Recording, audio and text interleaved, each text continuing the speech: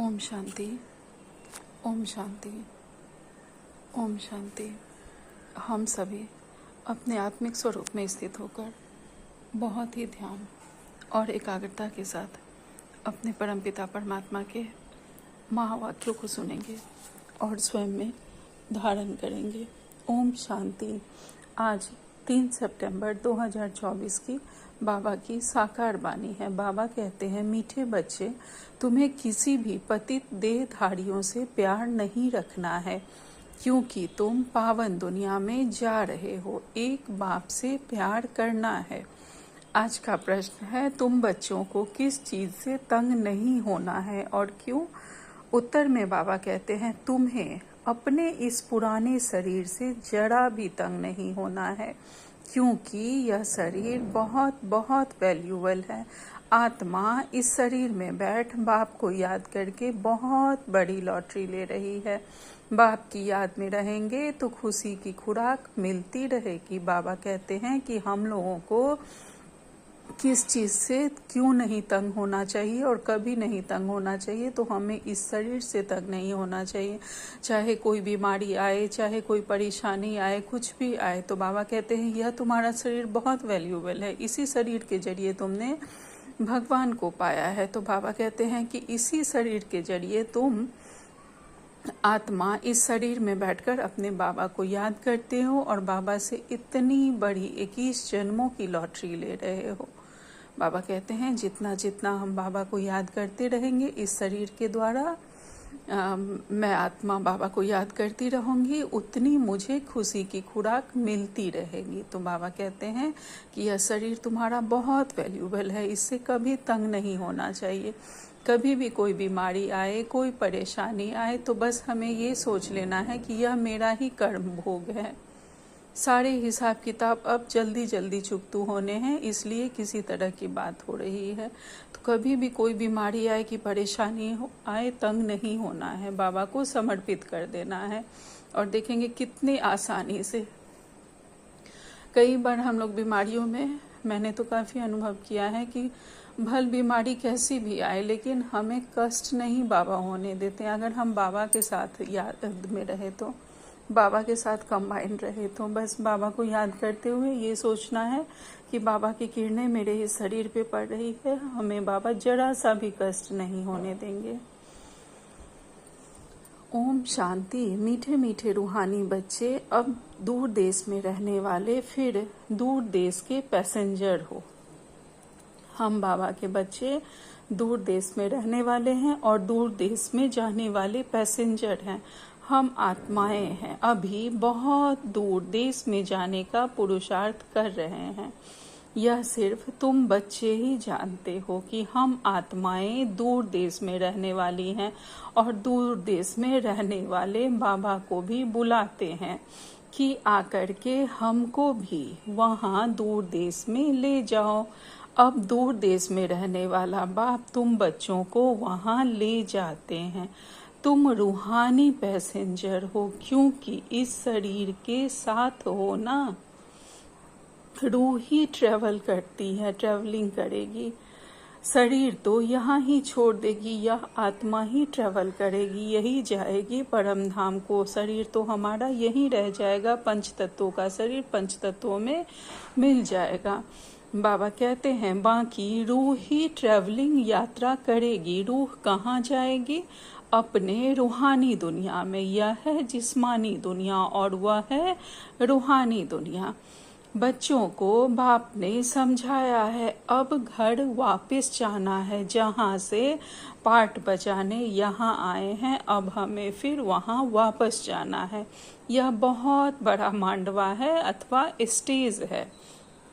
यह जहाँ हम पार्ट निभा रहे हैं, यह ड्रामा चल रहा है, यह बहुत बड़ा स्टेज है। इस स्टेज पर हम आत्माएं इस ड्रामा में अपना पार्ट निभा रहे हैं। स्टेज पर एक्ट करके, पार्ट बजाकर फिर सबको वापस जाना है। नाटक जब पूरा होगा तब तो जाएंगे ना।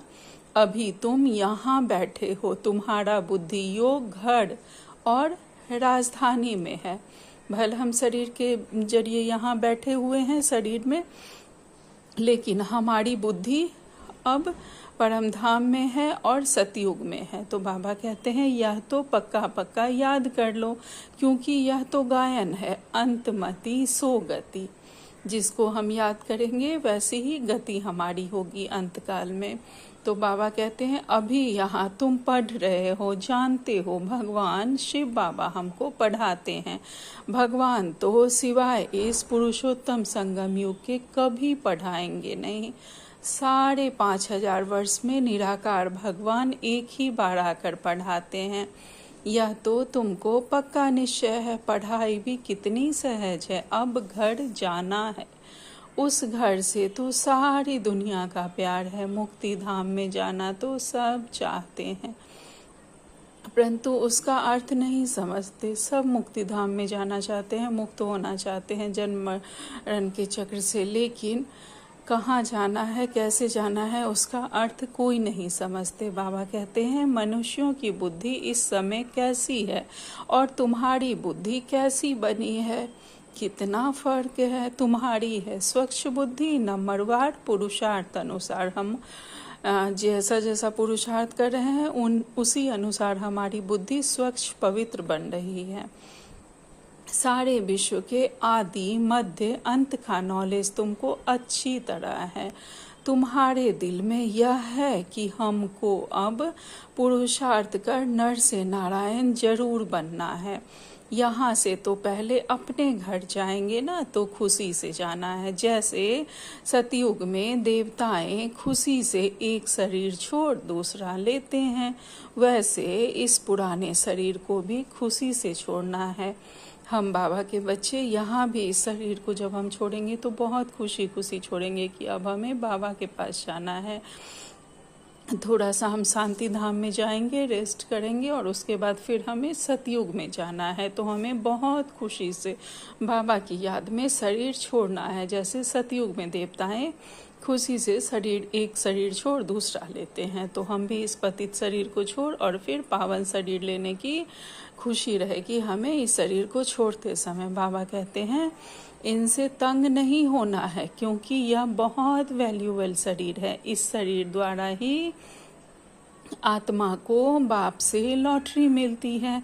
हम जब तक पवित्र नहीं बने हैं तो घर जा नहीं सकेंगे।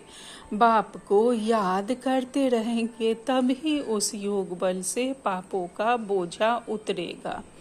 जितना जितना बाबा को हम याद करते रहेंगे, उसी योग बल से हमारे ऊपर जो भी जन्मों जन्मों के पापों का बोझा है वह उतरता रहेगा। नहीं तो बहुत सजा खानी पड़ेगी।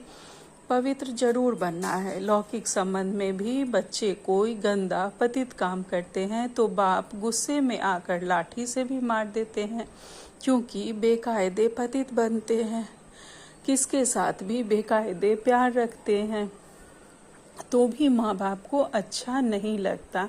यह बेहद का बाप फिर कहते हैं तुम बच्चों को यहाँ तो रहना नहीं है, अभी तुमको जाना है नई दुनिया में। वहाँ भिखारी पतित कोई होता नहीं, एक ही पतित पावन बाप आकर ऐसा पावन तुमको बनाते हैं। बाबा कहते हैं जब लौकिक में भी कोई बच्चा कुछ गंदा काम करता है, कोई भी बदमाशी करता है, तो कैसे पिता आकर उसको मारते हैं। तो बाबा कहते हैं कि यहाँ भी बाबा हमें कहते हैं कि तुम्हें पतित नहीं बनना है, किसी के साथ भी बहुत ज़्यादा मोह नहीं रखना है। तो बाबा कहते हैं जैसे लौकिक में माँ बाप को अच्छा नहीं लगता, वैसे अलौकिक पिता भी हमें कोई भी गलत कार्य करने से बाबा मना करते हैं। कहते हैं नहीं, तुम्हें पवित्र जरूर बनना है, इन 5 विकारों से तुम्हें साइड रहना है, उसमें तुम्हें नहीं जाना है। तो बाबा कहते हैं या तो तुम बहुत स्वेच्छा से पवित्र बन जाओ और नहीं तो फिर सजाएं खाकर हमें जाना पड़ेगा शांति धाम में और उसके बाद फिर नई दुनिया में। तो बाबा कहते हैं किसके साथ भी बेकायदे प्यार रखते हैं और किसी के साथ भी बहुत ज़्यादा अगर हमारा लगाव अगर लौकिक में भी रहता है तो माँ बाप को अच्छा नहीं लगता। इसी तरह बेहद के बाप को भी अच्छा नहीं लगता कि हम किसी से बहुत ज़्यादा मोह माया में पड़े। तो बाबा कहते हैं यह बेहद का बाप फिर कहते हैं तुम बच्चों को यहाँ तो रहना नहीं है, अभी तुमको जाना है नई दुनिया में। वहाँ भिखारी पतित कोई होता नहीं, एक ही पतित पावन बाप आकर ऐसा पावन तुमको बनाते हैं। बाप खुद कहते हैं हमारा जन्म दिव्य और अलौकिक है और कोई भी आत्मा मेरे समान शरीर में प्रवेश नहीं कर सकती।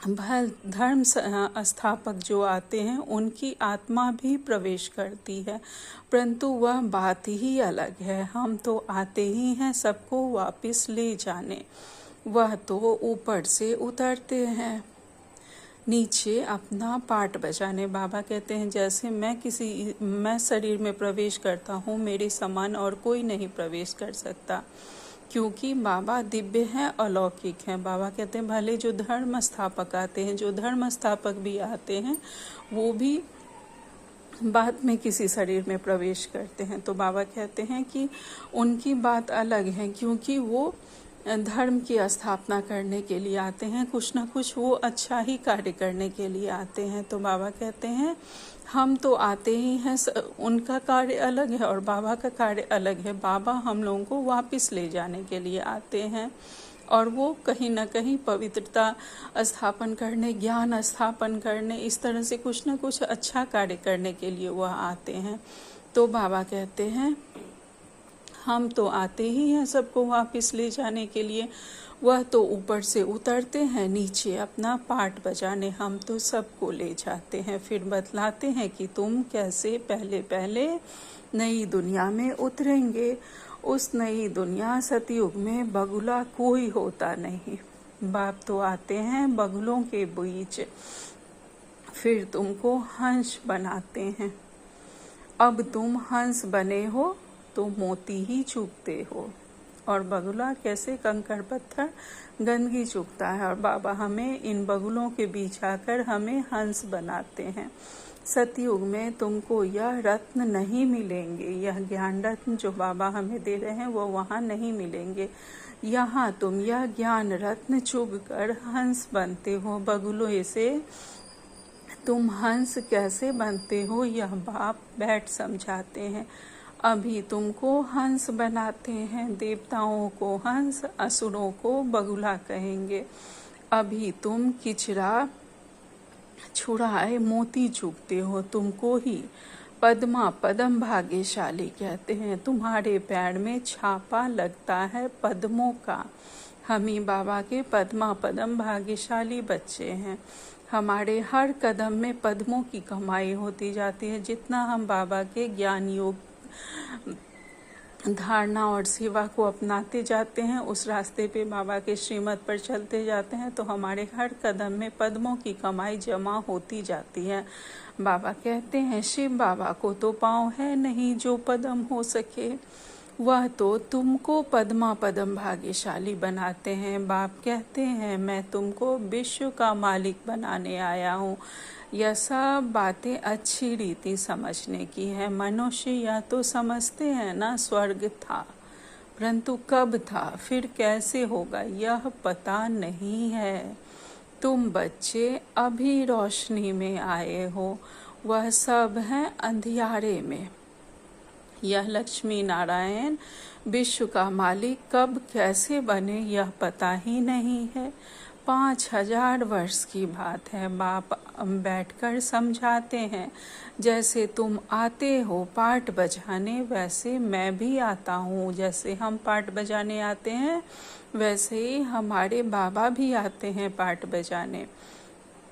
तुम निमंत्रण देकर बुलाते हो, हे बाबा हम पतितों को आकर पावन बनाओ, और किसको भी ऐसे नहीं कहेंगे। अपने धर्म स्थापक को भी ऐसे नहीं कहेंगे कि आकर सबको पावन बनाओ।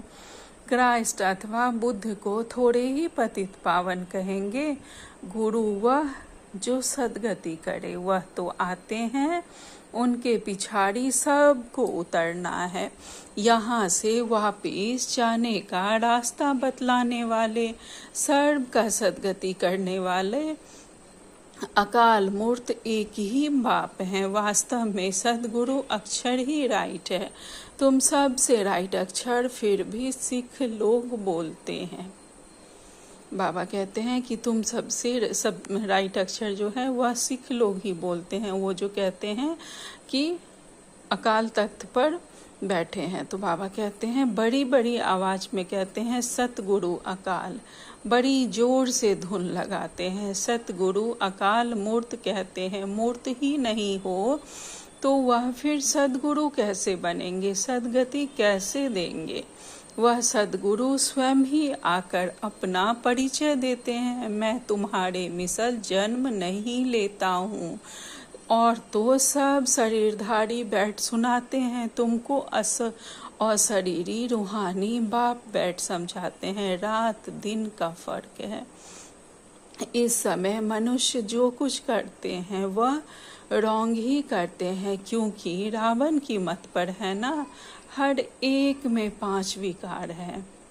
अभी रावण राज्य है, यह बातें डिटेल में बाप बैठ समझाते हैं, नहीं तो सारी दुनिया के चक्र का मालूम कैसे पड़े। रावण कब था, राम राज्य कब होता है, यह सब बातें हमारे बाबा बताते हैं, नहीं तो हमें पता कैसे पड़ेगा यह सृष्टि चक्र कैसे घूमता है, यह चक्र कैसे फिरता है, मालूम पड़ना चाहिए ना। यह भी तुम नहीं कहते हो कि बाबा समझाओ, आपे ही बाप समझाते रहते हैं, तुमको एक भी प्रश्न पूछने का नहीं रहता, क्योंकि बाबा हमें सब कुछ बता देते हैं। तो बाबा कहते हैं भगवान तो बाप है, बाप का काम है सब कुछ आपे ही सुनाना, सब कुछ आपे ही करना। बच्चों को स्कूल में बाप आपे ही बिठाते हैं, नौकरी पर लगाते हैं, फिर उनको कहते हैं 60 वर्ष बाद यह सब छोड़ भगवान का भजन करना, वेद शास्त्र आदि पढ़ना, पूजा करना। तुम आधा कल्प पुजारी बने, फिर आधा कल्प के लिए पूज्य बनते हो। पवित्र कैसे बनो, उसके लिए कितना सहज समझाया जाता है, फिर भक्ति बिल्कुल छूट जाती है। वह फिर भक्ति कर रहे हैं, तुम ज्ञान ले रहे हो। वह रात में है, तुम दिन में जाते हो, अर्थात स्वर्ग में। गीता में लिखा हुआ है मन मनावो, यह अक्षर तो मशहूर है, गीता पढ़ने वाले समझ सकते हैं, बहुत सहज लिखा हुआ है। सारी आयु गीता पढ़ते आए हैं, कुछ भी नहीं समझते। अब वही गीता का भगवान बैठ सिखलाते हैं तो पतित से पावन बन जाते हैं। अभी हम भगवान से गीता सुनते हैं, फिर औरों को सुनाते हैं, पावन बनते हैं। बाप का महावाक्य है ना, यह है वही सहज राजयोग। मनुष्य कितने अंधश्रद्धा में डूबे हुए हैं, तुम्हारी तो बात ही नहीं सुनते हैं। ड्रामा अनुसार उन्हों की भी जब तकदीर खुले तब ही आ सके तुम्हारे पास। हम किसी को कितना भी समझाते हैं, लेकिन जब जिसका समय होता है तभी बाबा के बच्चे बनते हैं। बाबा कहते हैं जब जिसकी तकदीर खुले तभी आ सकते हैं। तुम्हारी जैसी तकदीर और कोई धर्म वालों की नहीं होती, बाप ने समझाया है। यह तुम्हारा देवी देवता धर्म बहुत सुख देने वाला है, तुम भी समझते हो। बाप ठीक कहते हैं, शास्त्रों में तो वहाँ भी कंस रावण आदि बैठ दिखाते हैं, वहाँ के सुख का तो कोई को पता ही नहीं है। भल देवताओं को पूजते हैं, परंतु बुद्धि में कुछ नहीं बैठता। अब बाप कहते हैं बच्चे मुझे याद करते हो। ऐसे कभी सुना है कि बाप बच्चे को कहे कि तुम मुझे याद करो? लौकिक बाप कभी ऐसे याद करने का पुरुषार्थ कराते हैं क्या? लौकिक में हमारे फादर तो कभी नहीं कहते कि बेटे मुझे याद करो। यह तो अलौकिक पिता है जो हम सबको कहते हैं कि बच्चे मैं तुम्हें बहुत सहज पुरुषार्थ देता हूँ, सिर्फ मुझे याद करते रहो तो तुम्हारे सारे पाप कटते जाएंगे। बाबा कहते हैं यह बेहद का बाप बैठ समझाते हैं कि मुझे याद करने का पुरुषार्थ करो। तुम सारे विश्व के आदि मध्य अंत को जानकर चक्रवर्ती राजा बन जाएंगे। पहले तुम जाएंगे घर, फिर आना है पाटधारी बनकर। सतयुग में अभी किसको भी पता नहीं पड़ेगा कि यह नई आत्मा है या पुरानी आत्मा है। नई आत्मा का नामाचार जरूर होता है। अभी भी देखो कोई कोई का कितना नामाचार होता है। कितने साधु सन्यासी जो नए नए अभी जो उतरे हैं शांति धाम से, उन लोग का कितना प्रचार होता है कि वह कितने चमत्कार कर रहे हैं। तो बाबा कहते हैं अभी भी देखो कोई का कितना नामाचार होता है। मनुष्य ढेर आ जाते हैं, बैठे बैठे अनायासी आ जाते हैं, तो वह प्रभाव पड़ता है। बाबा भी इसमें अनायास ही आ जाते हैं, तो वह प्रभाव पड़ता है। जब ब्रह्मा बाबा में बाबा आते थे, वह भी नई आत्मा आती है तो पुरानों पर प्रभाव होता है। टाल टालियां निकलती जाती है तो उनकी महिमा होती है। बाबा कहते हैं कि नई आत्माएं आती हैं तो पुरानों पर प्रभाव पड़ता है। अर्थात अभी जो नई नई आत्माएं सब आ रही हैं, कितने साधु सन्यासी सब हैं, उन लोग का कितना नाम सुन रहे हैं कि हाँ वो ऐसा चमत्कार वैसा चमत्कार करते हैं। और हम जो पुरानी आत्माएं हैं, जो सब हम यहाँ बैठे हुए हैं, बाबा के बच्चे बने हैं, वो सब तो हम सब निश्चित रूप से पुरानी आत्माएं हैं। तो उन नई आत्माओं का प्रभाव हम पर भी पड़ता है। कभी कभी हम लोग भी उस प्रभाव में आ जाते हैं कि यह कितने चमत्कारी बाबा हैं, कितने चमत्कारी साधु संत हैं। तो बाबा कहते हैं टाल टालियां तो निकलती जाती हैं तो उनकी महिमा होती है। दूसरे धर्म वालों की टाल टालियां निकलती जाती हैं। बाबा कहते हैं किसको पता नहीं रहता कि इनका नामाचार क्यों है। नई आत्मा होने से उनमें कशिश होती है। अभी तो देखो कितने ढेर झूठे भगवान बन गए हैं। इसलिए गायन है, सच में बेड़ी हिलती डुलती है लेकिन डूबती नहीं है। तूफान बहुत आते हैं क्योंकि भगवान खिबैया है ना, बच्चे भी हिलते हैं। नाव को तूफान बहुत लगते हैं और सत्संगों में तो ढेर जाते हैं, परंतु वहाँ कभी तूफान आदि की बात नहीं आती। यहाँ अबलाओं पर कितने अत्याचार होते हैं, परंतु फिर भी स्थापना तो होनी है। जो दूसरे सत्संग में जब जाते हैं लोग, तो वहाँ तो किसी तरह की बात होती नहीं, क्योंकि वो सीधे कहते हैं कि हाँ तुम जो कर रहे हो सब अच्छा कर रहे हो। और यहाँ सबसे बड़ा रिस्ट्रिक्शन बाबा लगाते हैं कि तुम्हें विकारों में नहीं जाना है। तो बाबा कहते हैं उस तरह के तूफान यहाँ बहुत आते हैं, लेकिन भले तूफान कितनी भी आए, कितना भी नाव हिले डुले, लेकिन तुम्हारी नाव कभी डूबती नहीं है। बाबा कहते हैं कि यहाँ अबलाओं पर कितने अत्याचार होते हैं विकारों के लिए, परंतु फिर भी स्थापना तो होनी है। बाप बैठ समझाते हैं, हे आत्माएं, तुम कितना जंगली कांटे बन पड़े हो। दूसरों को कांटा लगाते हो तो तुमको भी कांटा लगता है। रिस्पॉन्ड तो हर बात का मिलता है। वहाँ दुख की छी कोई बातें होती नहीं, इसलिए उनको कहा ही जाता है स्वर्ग। बाबा कहते हैं यहाँ जब तुम दूसरे को कष्ट देते हो, कांटा लगाते हो, तो तुमको भी कहीं ना कहीं से कांटा लगता है। रिस्पॉन्ड तो हर बात का मिलता है। तो बाबा कहते हैं लेकिन सतयुग में इस तरह की कोई बात नहीं होती। कोई किसी को दुख देते नहीं, दुख लेते नहीं। तो बाबा कहते हैं मनुष्य स्वर्ग और नर्क का कहते हैं, परंतु समझते नहीं है। कहते हैं फलाना स्वर्ग गया, यह कहना भी वास्तव में रॉन्ग है। निराकारी दुनिया को कोई हेवन नहीं कहा जाता है, वह है मुक्ति धाम, या फिर कहते हैं स्वर्ग गया। अभी तुम जानते हो यह मुक्ति धाम आत्माओं का घर है। जैसे यहाँ घर होते हैं भक्ति मार्ग में तो बहुत धनवान होते हैं, तो कितने ऊंचे मंदिर बनाते हैं। शिव का मंदिर देखो कैसे बनाया हुआ है, लक्ष्मी नारायण का भी मंदिर देखो कैसे बनाते हैं। जो सच्चे जेवर आदि कितने होते हैं। बाबा कहते हैं कि लक्ष्मी नारायण का भी कितना देखो मंदिर बनाते हैं। शिव का भी मंदिर कितना अच्छा। लौकिक में जो किसी के पास धन बहुत रहता है तो मंदिर बनवा देते हैं। बाबा कहते हैं बहुत धन रहता है।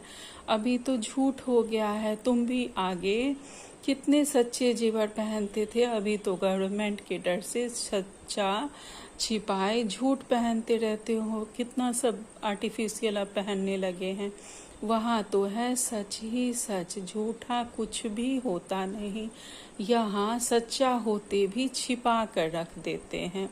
कोई भी ओरिजिनल नहीं पहनते, सब आर्टिफिशियल पहन के निकलते हैं। तो बाबा कहते दिन प्रतिदिन सोना महंगा होता रहता है। वहाँ तो है ही स्वर्ग, तुमको सब कुछ नया मिलेगा। नई दुनिया में सब कुछ नया। अकीचार अथाह धन था, अभी तो देखो हर चीज कितनी महंगी हो गई है। अभी तुम बच्चों को मूल वतन से लेकर सब राज समझाया जाता है।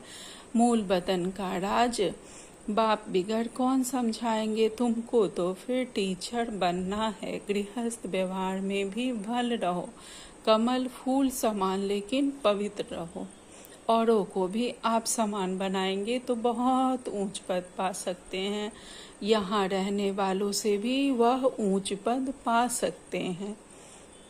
नंबरवार तो है ही, बाहर में रहते हुए भी विजय माला में पिरो सकते हैं। बाबा कहते हैं जो मधुबन में रहने वाले हैं उनसे भी ऊंच पद बाहर वाले पा सकते हैं, जो जैसा पुरुषार्थ करेंगे और फिर विजय माला में आ सकते हैं। बाबा कहते हैं हफ्ते का कोर्स ले फिर भल विलायत में जाएं। वह कहाँ भी जाएं, सारी दुनिया को भी मैसेज मिलना है। बाबा कहते हैं एक बार कोर्स कर लो, उसके बाद कहीं भी जाओ। बाबा का ज्ञान तो पूरी दुनिया में फैलना ही है आज न कल। बाप आए हैं, सिर्फ कहते हैं माँ में कम याद करो। वह बाप ही लिबरेटर है, गाइड है। वहाँ तुम जाएंगे तो अखबार में भी बहुत नाम हो जाएगा। दूसरों को भी यह बहुत सहज बात लगेगी। आत्मा और शरीर दो चीज है। आत्मा में ही मन बुद्धि है, शरीर तो जड़ है। पाटधारी आत्मा बनती है, खूबी वाली चीज आत्मा है। तो अब बाप को याद करना है। यहाँ रहने वाले इतना याद नहीं करते जितना बाहर वाले करते हैं। बाबा कहते हैं जो मधुबन वाले हैं वह तो समझते हैं मैं तो हूँ ही बाबा के पास, तो वह लोग उतना याद नहीं करते जितना बाहर वाले करते हैं। जो बहुत याद करते हैं वह आप समान बनाते रहते हैं। जो बहुत याद करते हैं बाबा को, वह दूसरों को भी कोशिश करते हैं बाबा का ज्ञान देने का। कांटों को फूल बनाते रहते हैं, वह ऊंच पद पाते रहते हैं। जो बाबा का जितना ज्ञान दूसरे को देते जाते हैं उतना कांटों से फूल बनते जाते हैं और ऊंच पद पाते रहते हैं।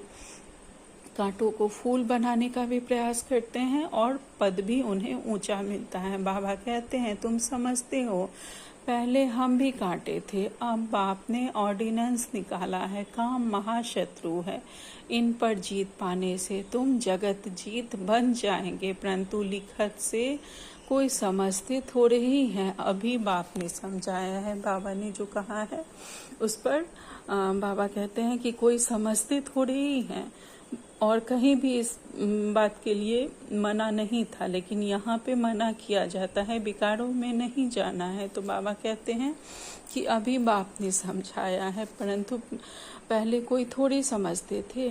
अच्छा, मीठे मीठे से खिलते बच्चों प्रति माता पिता बाप दादा का याद प्यार और गुड मॉर्निंग। रूहानी बाप की रूहानी बच्चों को नमस्ते।